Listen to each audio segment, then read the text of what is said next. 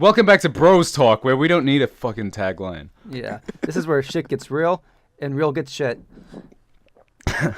That's actually pretty good. That's pretty good. Yeah. All right, so you two just start getting on it. Getting it on. Start taking off your clothes and start yelling at each other. Don't make me start an internal investigation on you, Dizzy. I just realized, that was probably the worst joke I could have made in this specific situation. Probably the worst. I apologize. If not, okay. just in the top 10. I apologize to everyone. That was not my intention. I said that without thinking, and now that I've realized it, I'm taking it back. I'm going, nope. Yeah, sorry. Don't double down on it. No, but once you apologize, it's all over. They're gonna jump on you, and it's all like there's no moving on. Your life's ruined, career's ruined. It's over. It's done, Dizzy. I'm sorry. Okay, so last time on Bros Talk, well, not me, but the other members of this little operation here talked about the recent public destruction of voice actor Vic Mignogna. Whether right or wrong, it's a public destruction nonetheless.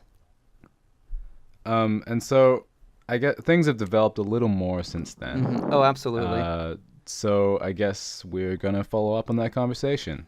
Since I basically talked for an hour, if anybody wants to hear my specific opinions on this matter, because they haven't changed too much since last week, so you can go watch our last Bros Talk where we talk about the Vic situation. I actually wanted to start things off with Lunch talking about his what he thinks about this, what he's experienced and talked with people about, and what's going through his mind.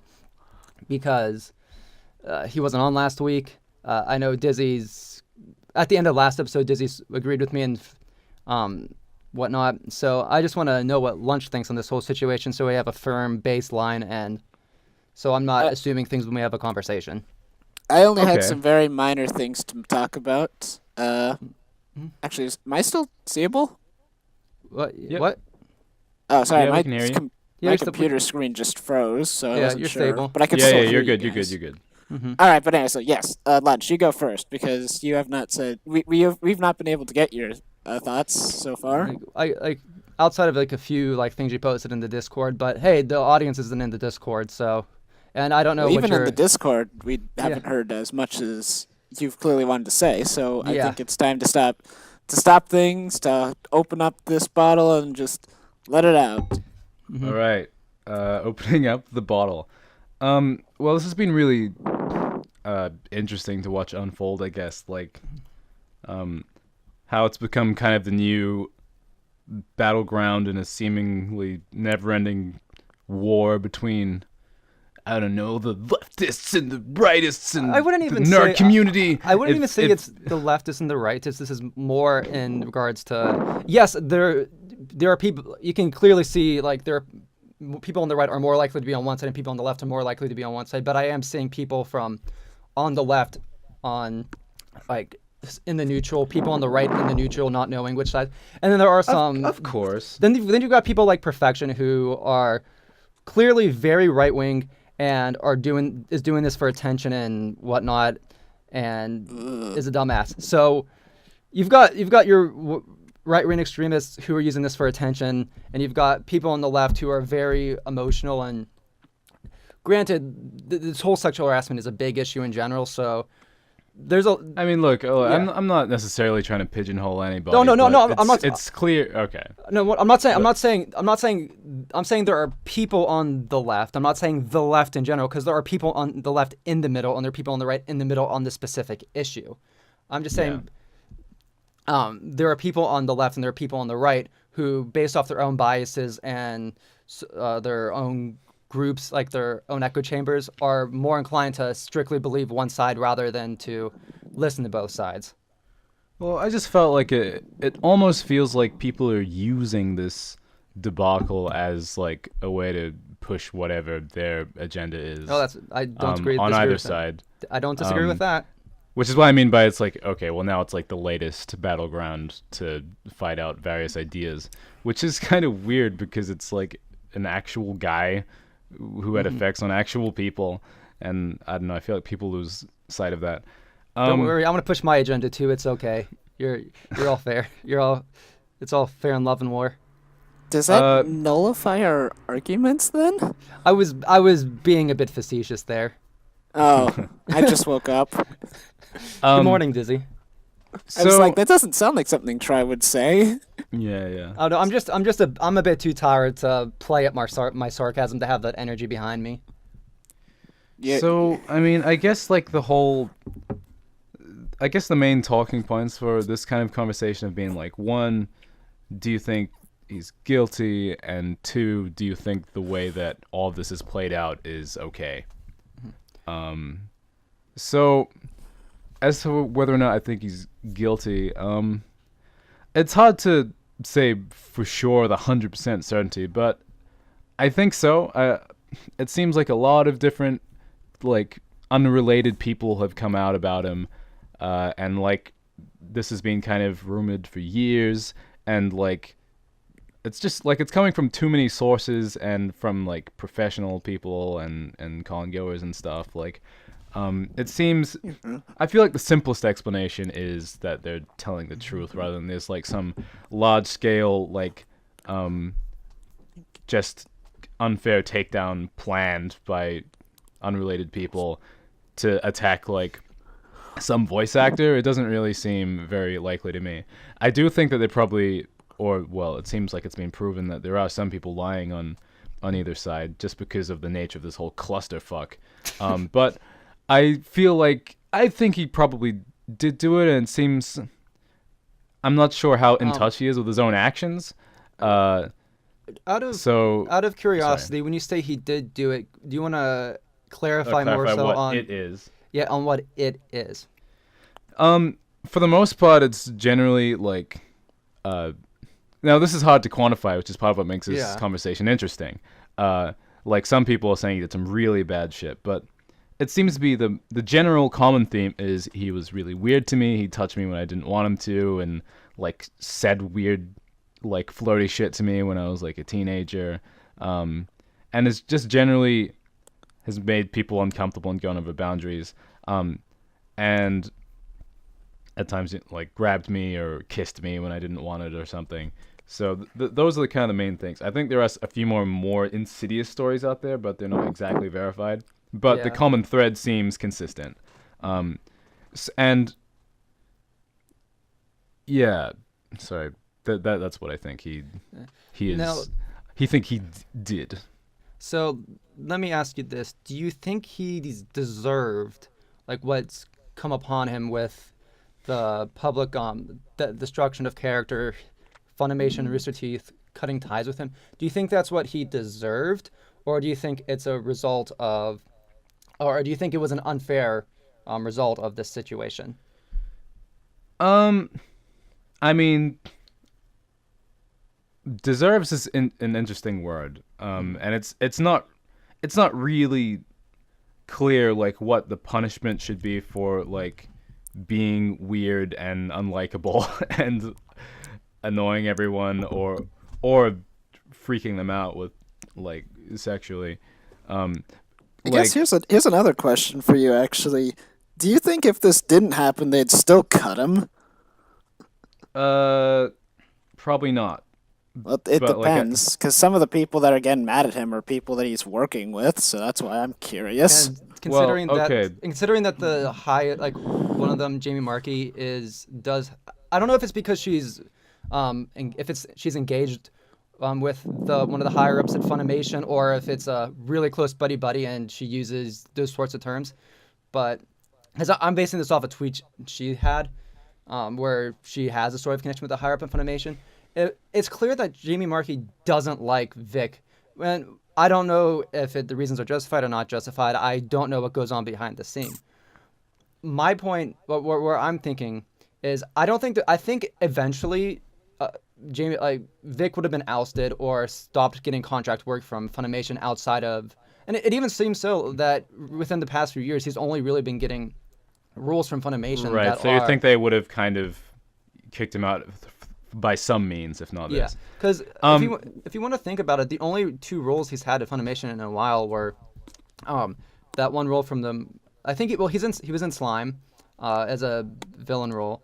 Morosu Mononoke, which I think is a legacy role from the first season, and then Broly, which is a legacy role. And even so, Vic does a lot of his work from California. He sends his things in. The only times he comes into the office is like when I think I know he directed Junie Tyson, and he was in the booth then. I don't know how likely it is that he's gone there frequently.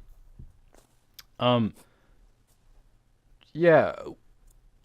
I'm not entirely clued in on the inner politics of the studios. Yeah. It's certainly possible that they might have outed him just for not liking him, which I don't think is quite what Dizzy was getting at. But first I want to move back to whether or not he deserves what he got.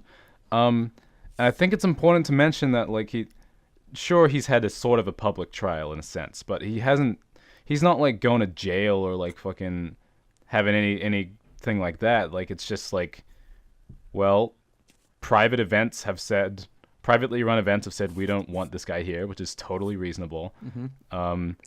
And one of the studios he voice acts at is like, we don't want to work with him anymore because our workers are claiming he's sexually harassed them, and so he's not there anymore. So, like, I don't think anything crazy unreasonable happened in terms of those consequences. I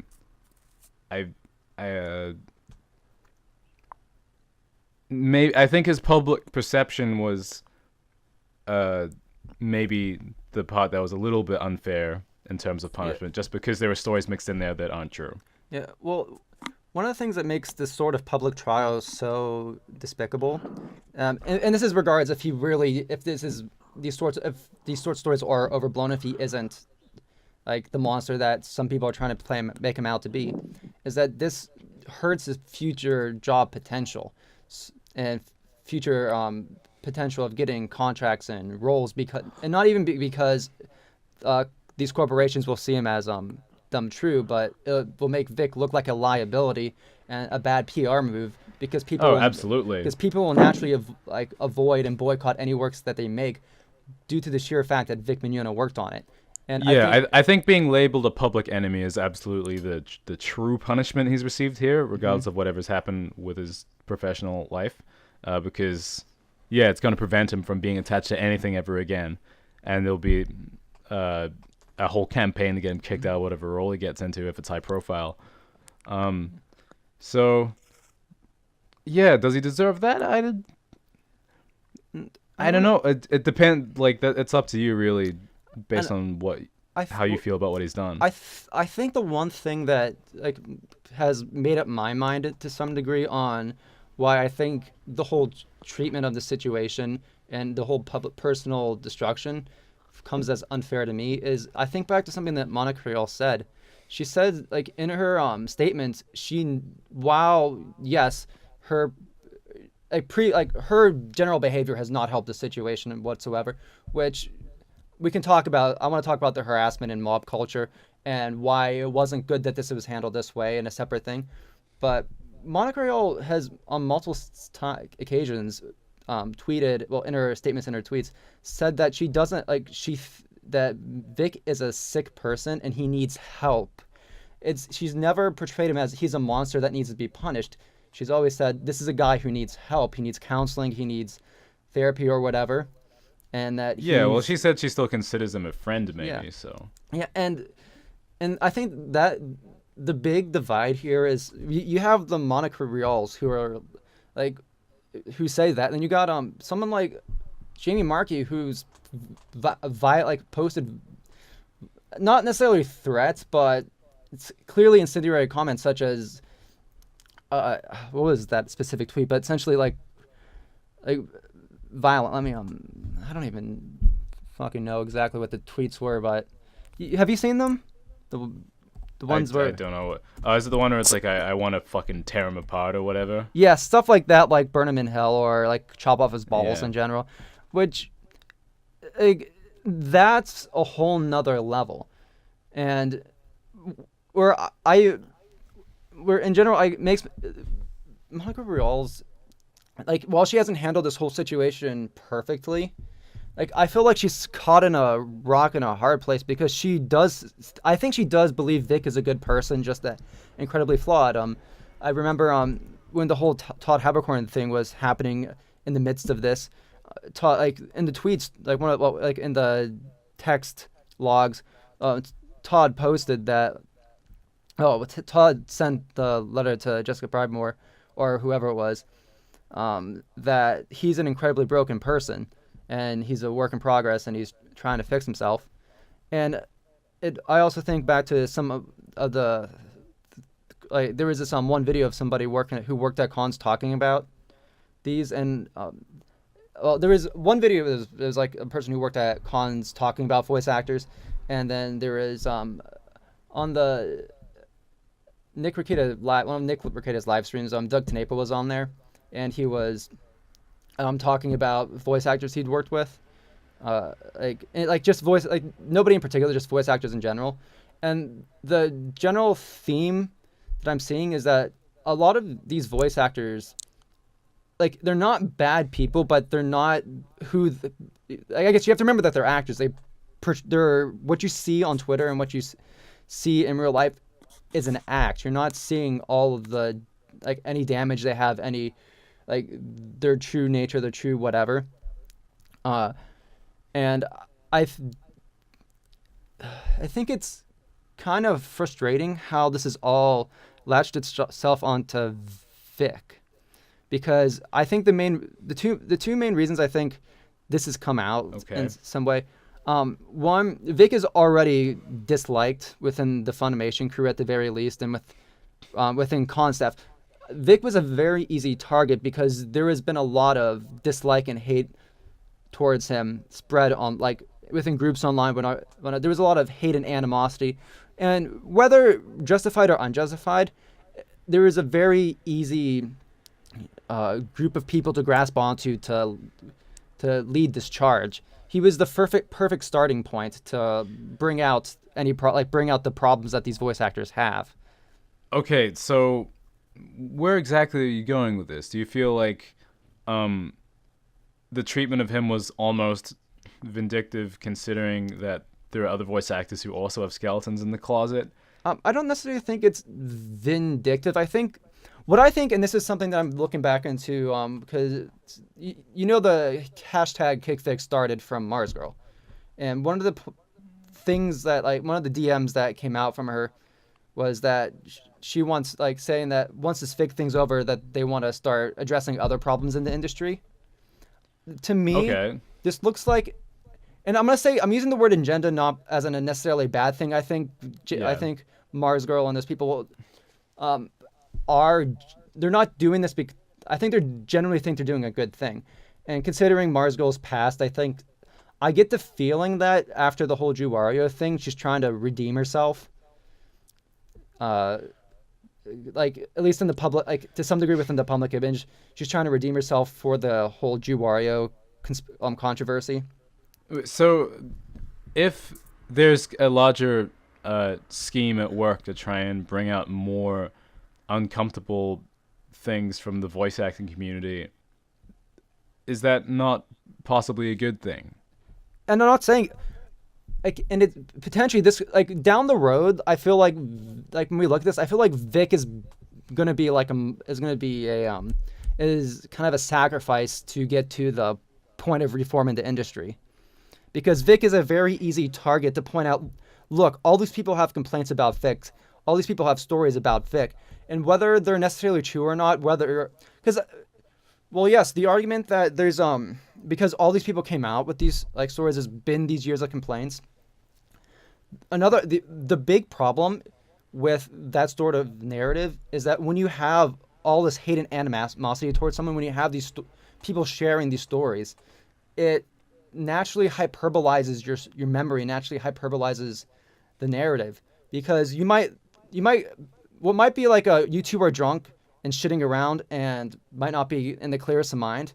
One day, 5 years down the line, can be like, oh my God, he was acting really unprofessional. Granted, you might not be seeing everything that you were doing, and you might be not in the clearest of head by back then, because one of the one con worker that was talking about these these backrooms of the cons is that these voice actors treat it like a college party. That's the specific language he used, and that they get drunk, they say and do terrible things to each other, and I don't know if there is actually any fixing it without most of the voice actors getting shit on, well, and like having their public executions. And I think to some degree. Hi guys, it's me, Try. I'm talking directly to you right now because this part of the video wasn't very good. I messed up a lot of things and said things that weren't representative of what I actually thought. Well, I thought it'd be better for me just to say stuff directly here than wait until next week to rectify what I said this week. So, essentially what I was going to say was that we can't be positive on the motivations behind these accusations, whether they are legitimate or if there is some foul play, because Glassdoor reviews of Funimation's has shown that apparently there's finger pointing and throwing people under the bus. I don't know if that's relevant now or if that was before the Sony buyout and whatnot, but it's within reasonable assumption that it is possible that they're throwing Vic under the bus to save their own skin, so they're on the right side of history. And so that, who knows? This is conspiracy level stuff. I'm not saying this is the case, but this is definitely a sentiment that is out there within the Stand By Vic people, and it's not impossible that that the accusations and the support towards the accusations from Funimation voice actors and other voice actors in the industry aren't within good faith. So that's not saying that's not true. I'm just saying that it's not impossible, and we can't make assumptions on what's all going behind the scenes, and we must leave this to proper channels and proper officials to make sure that justice is served. Oh geez, I kind of got a little off point there, but that's all right. Anyway, video resume. Shoop. I feel like this narrative you're constructing here is like, I mean, it seems no different to like what you were saying earlier about, I don't know, people hearing a few things about Vic and I don't know, just being swept up into a frenzy. Like, I mean, if you're gonna criticize that, I think you need to keep your own ideas in check as well. Yeah, no, definitely. I mean, that is possible, but what the heck? Like, I don't think the voice actors in general are trying to sacrifice Vic to keep pressure off of themselves. I don't think all the voice actors necessarily are. I think, but here's how I'm gonna. I don't really even think Funimation in general that was, and I don't even know how true what I was saying. I think what's going on is people don't like Vic. Vic has a lot of baggage. When I look at a mob situation like this, what I see is justification. What I see is it's a justification to act a certain way and to remove somebody without going through proper channels. I really do think if they just waited, all ties to Vic would have been cut off anyways. If you considering the fact that the CEO Gen, what's his face, the founder of Funimation, left, and let's be honest, like Gen wasn't a great person. One of the things that actually came out recently was that he helped founded a Christian movie studio that was essentially like shared offices with Funimation with Scott Walker. Oh, was it Scott Walker? No, it was who was it? It was a Pennsylvania Republican candidate. Like he was one of the candidates in the Republican primary in 2016.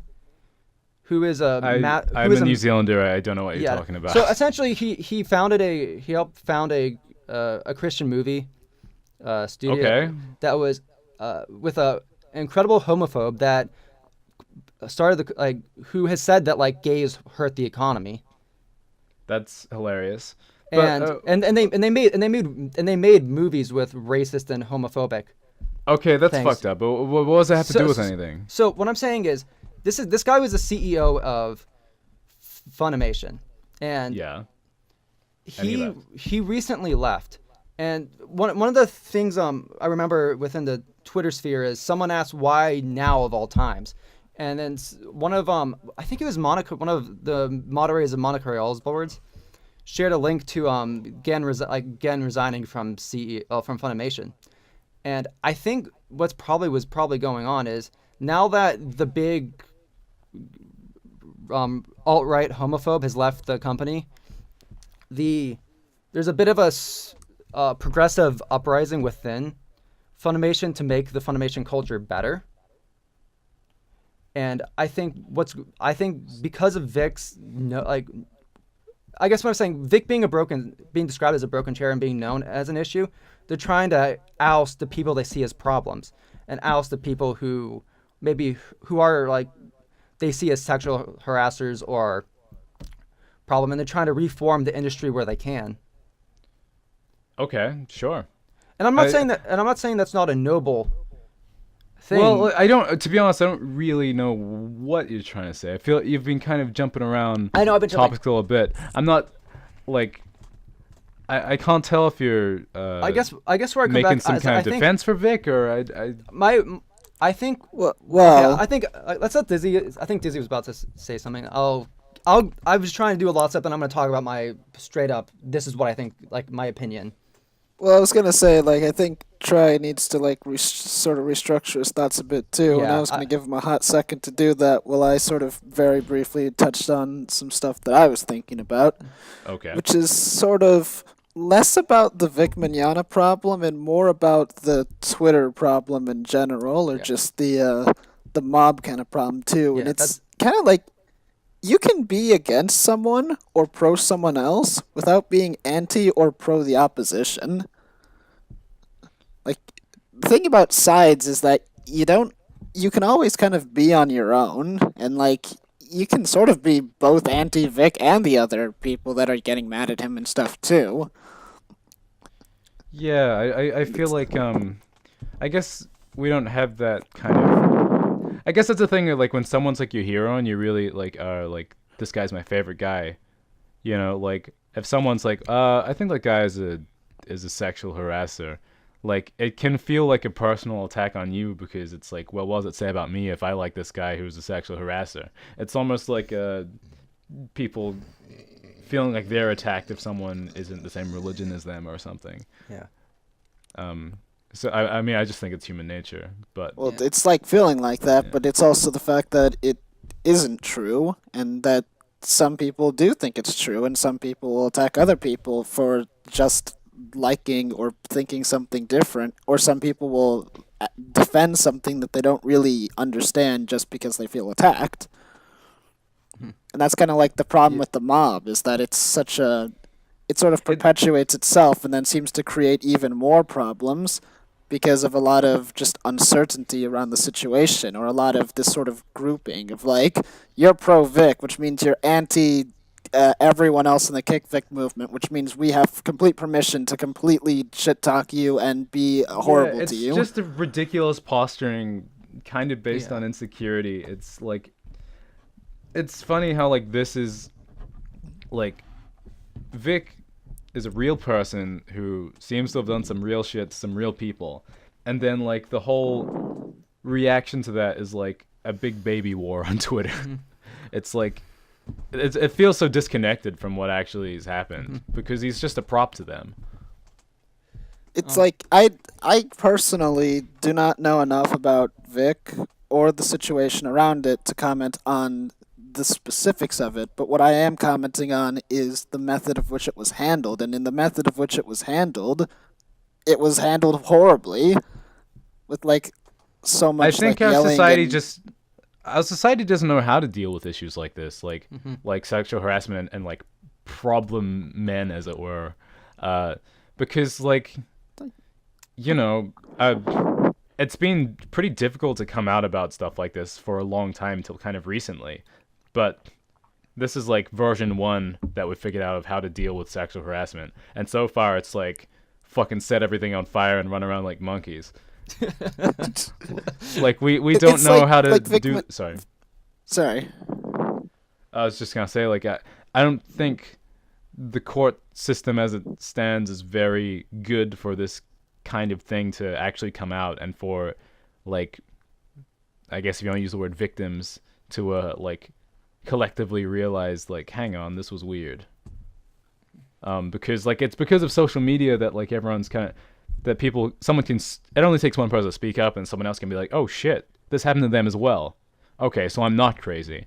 And then suddenly there's, like, heaps and heaps of different people who are all like, oh, hang on, this guy's And then a you have creep. some more. And then you have some more problems where what if someone says, "Oh, this happened to someone else. That means I'm not crazy." But the second person was crazy. Yeah, that's also possible. That's also possible. Which let is me- part of why this whole thing is really problematic, but at least it's kind of a way that this can come out. Let me pull back. I'm gonna say, let me say my opinion on on Vic and this, on his guilt, like if he's guilty or whatnot, and then I'm gonna go back onto the mob situation because it kind of is one long thing. Okay. Yes. The way things stand and the way things appear, I don't think either side has the real perspective of what happened during those events. I think there's a lot of bias from the Kick Vic side based off the stories and the hate, and a lot of people witnessing things, like seeing Vic with people and maybe not understanding the full context of. But I also don't think Vic necessarily understands the ramifications of everything he's done because I think the best thing I can say is, like, the fact that he's frequently cheated on his fiance. And I don't know if that was he secretly cheated on her. I don't know the dynamic of their relationship. It's, to some degree, I feel like she knew to an extent, and does that make it right or wrong? I don't know. But Vic's clearly got problems. He's either a sex addict, he's been known as an alcoholic, and after his fiance broke it off with him, he probably went through some dark, deep shit. Does that mean that all the accusations are 100% true? No, but does that mean that there's no truth within them? That's also a no. I think there's truth within both sides of the stories. I really don't think Vic meant any malicious harm to anybody, and I do think he thought everything was consensual. And I don't know if I thought I was consensually cheating on my girlfriend. Okay, it's right. I'm talking about I got my friend to follow me to a room and then kissed her without any permission. But No. I thought she was into it, even though I'm I think in a one of the- relationship with her best friend. I think one of the most interesting things about this whole the Vic story is in the Gizmodo article, the original version of the article did not have Vic's account of things other than him just saying that I don't remember it happening like this, but it was it was later revealed that there was more to Vic's interview that the Gizmodo article didn't cover, and that after the fact they did add back into the article. And I can say this for a fact because I read the original Gizmodo article before the edits and then after. Absolutely, there's been some slander in here. Yeah, of course, because that's how our media handles situations on like that this. specific story, Vic, on that specific account, Vic responded by saying that he went to her room. She invited him to her room, not the other way around.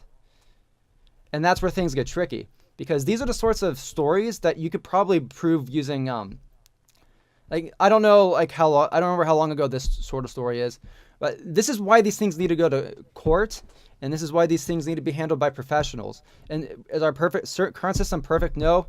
Do we need to fix it? Yes. But when you have the mob mentality and these Twitter wars and etc., you will naturally have two sides of the story, but none of us are qualified to say, okay, this side of the story is definitely more true than this side of the story. All we have to base off of is our own biases and how well the one side has handled the situation. Part of the reason why there's a lot of people on the stand with Vic side, and a lot of people I've seen go from neutral to stand with Vic, is because of how poorly the Kick Vic side has handled it, and how well Vic has handled it himself by staying graceful, by only putting out a few statements and not attacking people or going on Twitter, by keeping to himself and keeping to his lawyer. Where a lot of sides of the Kick Vic side, whether they are just or not, has handled this horribly. Like outside of the, and I think what really sealed the deal in this situation, what made this so horrible, is that original Anime News Network article that framed the issue. They framed the issue as Vic Vic harasses his fans by getting too close and saying creepy things or whatever.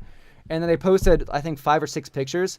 And at least 2 or 3 of those pictures, the people in the pictures came out and said that was nothing like you explained in the story. And that's where things really started to go downhill.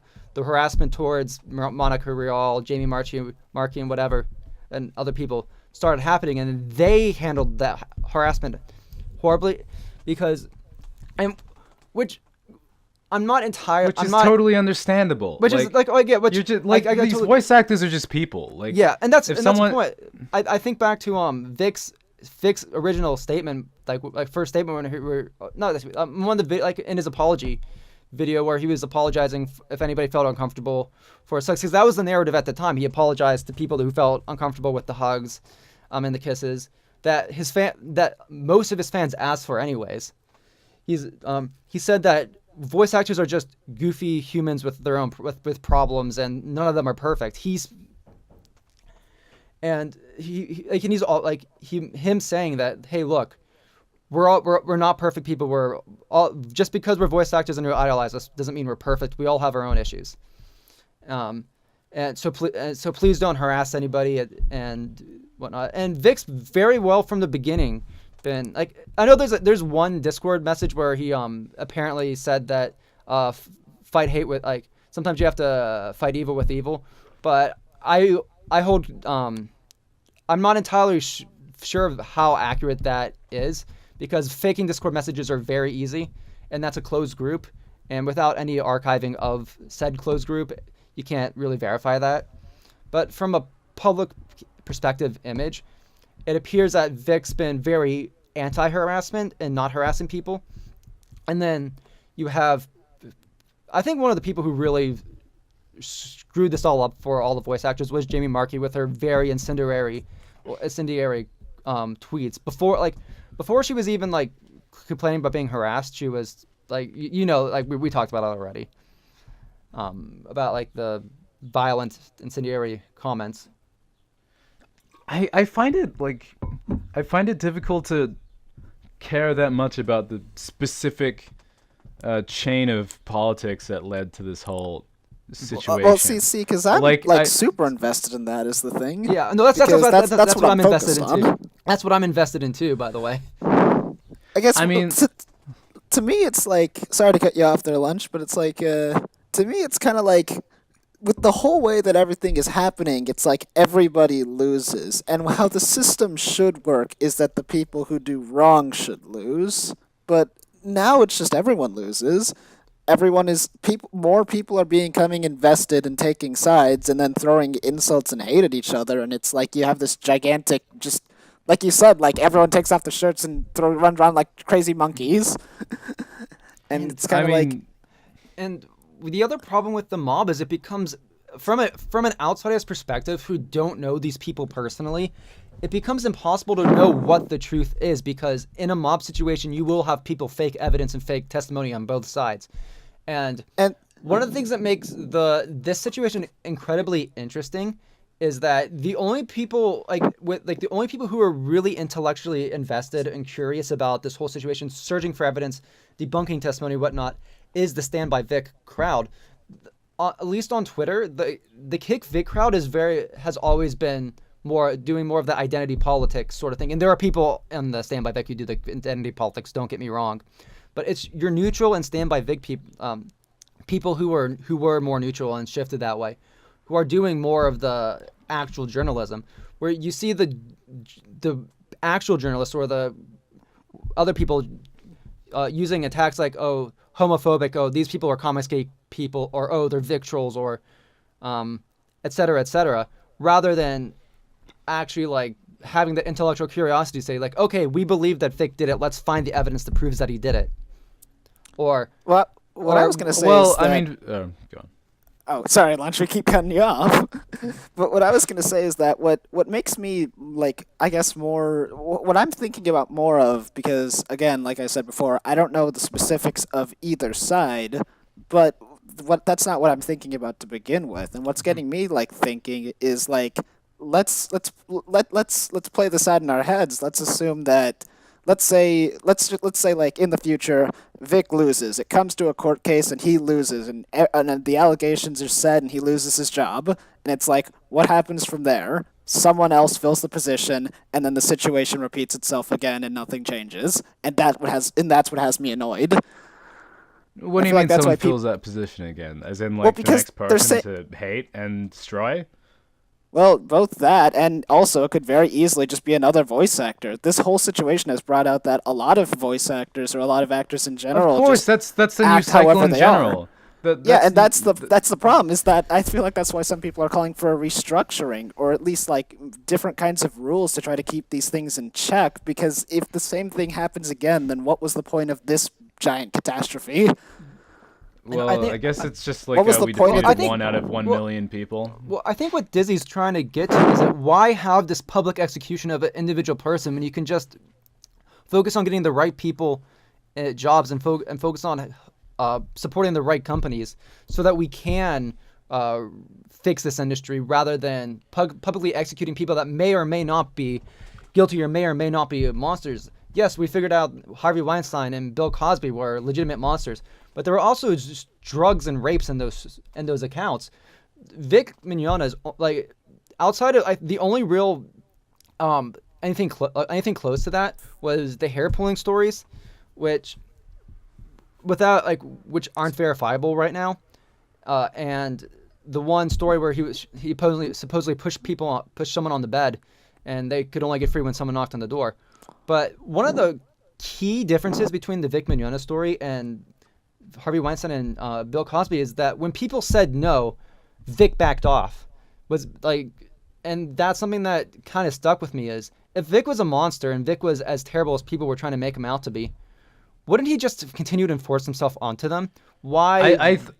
Okay, in this particular question, I think we can ask a lot more of people. I think stop when someone says no is like the bare minimum for I definitely I know he's different from them. He's not like date raping but people. Okay, so we're looking at situations where people have alcohol, might be reading signals wrong, because signals aren't always the easiest thing to read, especially when A, inebriated, and B, in a... I know, but it seems like he's connected to too many of these, like it seems like a running theme. So we have evidence that Vic is a hound dog, not that he's a rapist.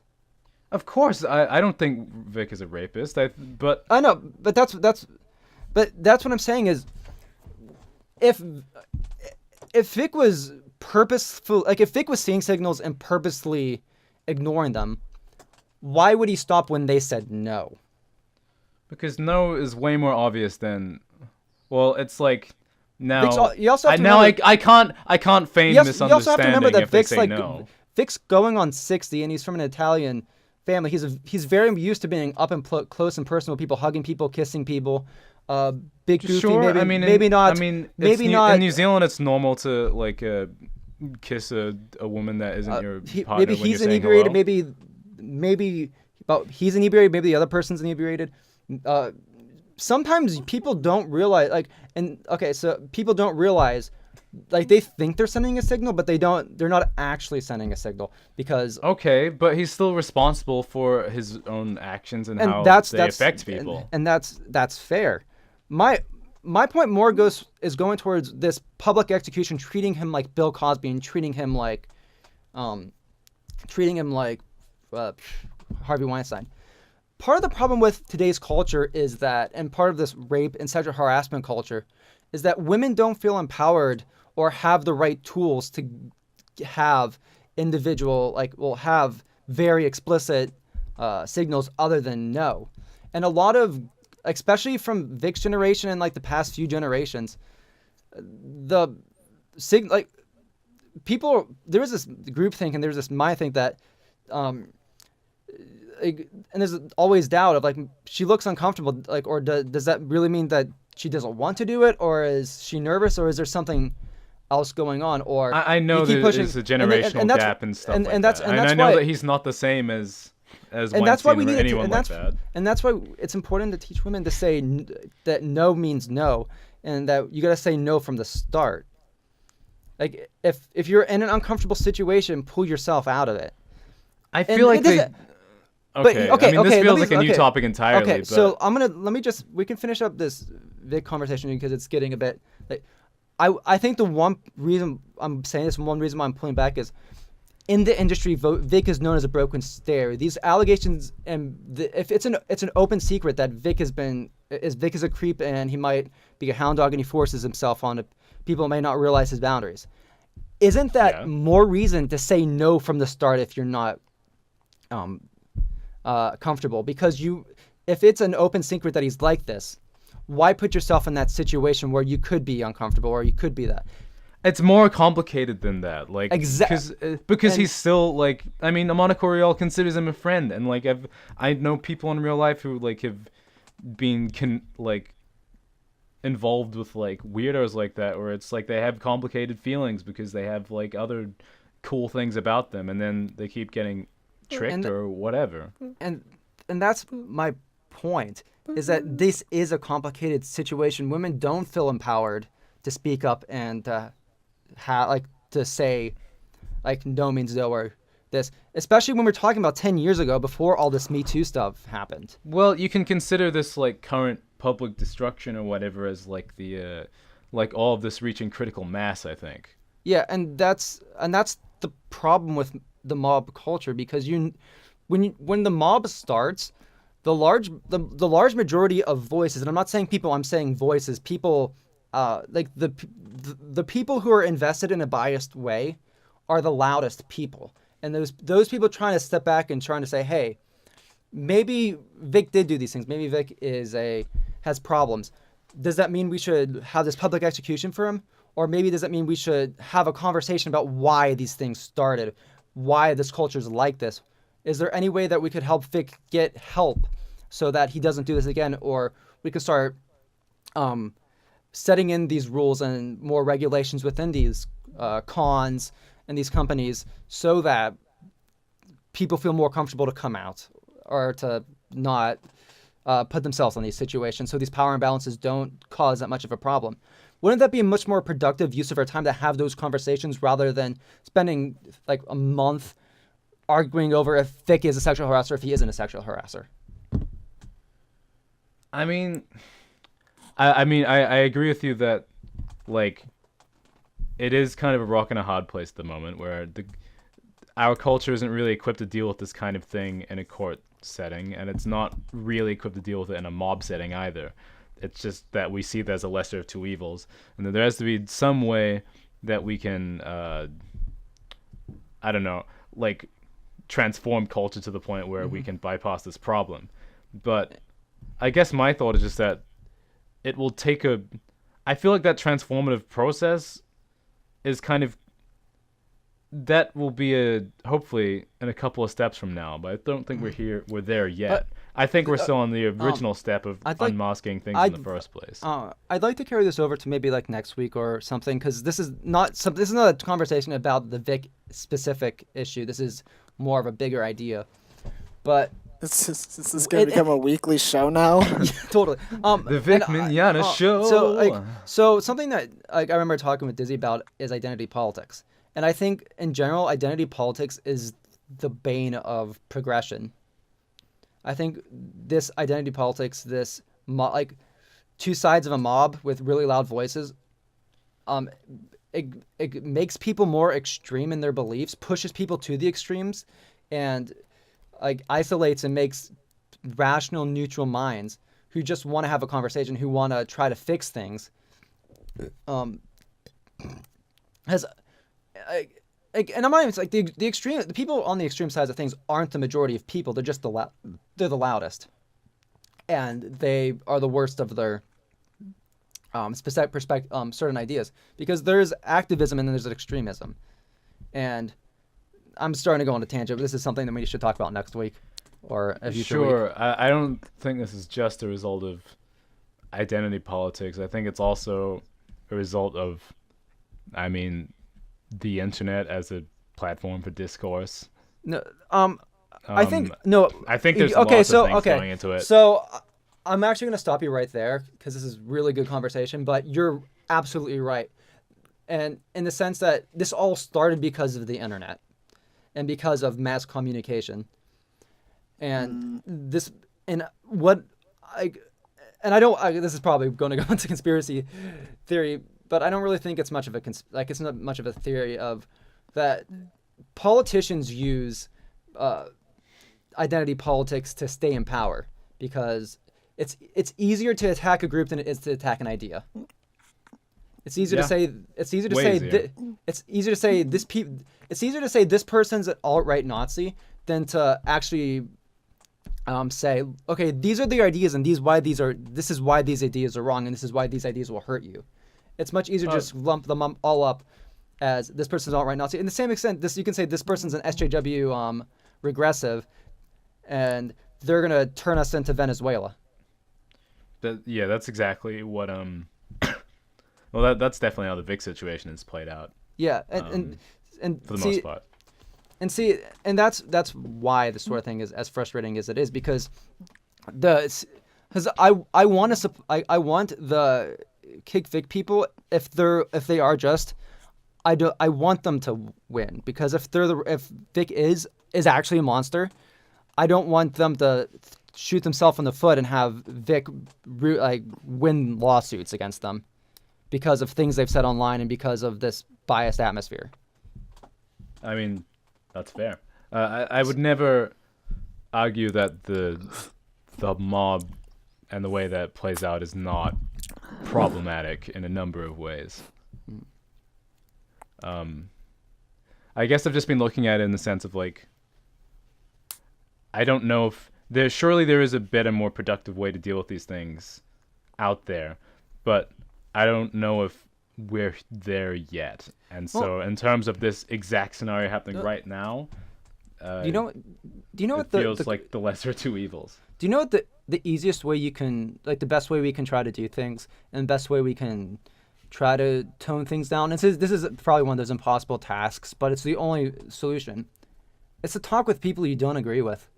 Actually have conversations with someone that someone that you might think is an alt-right, or someone you think is an SJW, because most people, their ideas are more nuanced than what they appear to be. A lot of people don't look into the actual situations of facts. A lot of Kick Vic people don't actually look into the history of the Kick, like this whole Vic Mignogna thing, and they just say, "Oh, I believe women," or "Oh, looks like these people are like these comics geek people are homophobic as alt-righters." And to the same extent, you have a lot of people on the Stand By Vic people who are just like, "Oh, these are just SJWs who are trying to win a culture war," when that's really not the case.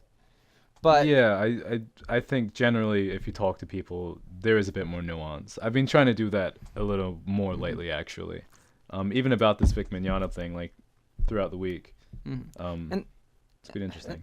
And that's why I try to like when I got interested in this Vic Mignogna thing, that's why I try to listen to as much of both sides as I can, and why it's so frustrating, because the the pro Vic side has been handling themselves much better publicly, and this is not talking about DMs and harassment.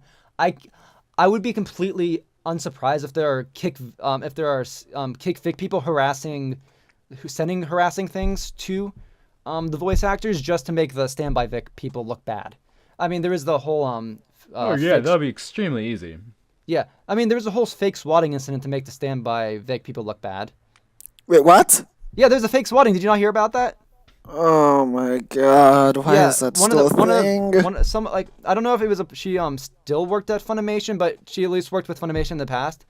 She posted on Facebook that she was the victim of a swatting, and it was proved within 24 hours that she completely faked it. There was no police reports, and that someone actually called the police station there and asked if there was a swatting in the area, and they said no. Yeah, that's fucked. And then like what a great way to end the episode. Yep. With me having an episode. So that's been Bros Talk. That's been Bros Talk. Don't rely on the mob. Talk with people who have different ideas, because just because they disagree with you doesn't mean they're a monster. Unless they sexually harass women. Allegedly.